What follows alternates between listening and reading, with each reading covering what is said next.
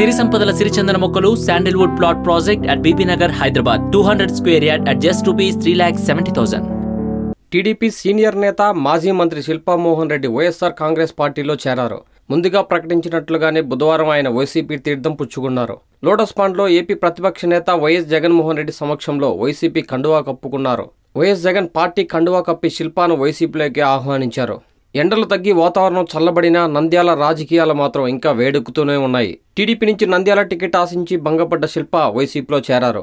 కార్యకర్తల కోరిక మేరకే వైసీపీ చేరుతున్నట్లు శిల్ప ప్రకటించిన విషయం తెలిసిందే. వైసీపీ నుంచి నంద్యాల టికెట్ ఇస్తానని శిల్పకు జగన్ ఇప్పటికే హామీ ఇచ్చినట్లు తెలుస్తుంది.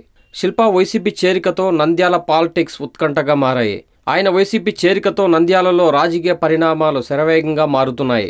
మరోవైపు టీడీపీ నుంచి నంద్యాల టికెట్ను బ్రహ్మానందరెడ్డికి దాదాపుగా ఖరారు చేసినట్టు తెలుస్తుంది. ఈ వీడియో మీకు నచ్చినట్లయితే లైక్ చేయండి, షేర్ చేయండి. మరిన్ని అప్డేట్స్ కోసం మా జనహితం టీవీని సబ్స్క్రైబ్ చేయడం మాత్రం మర్చిపోకండి.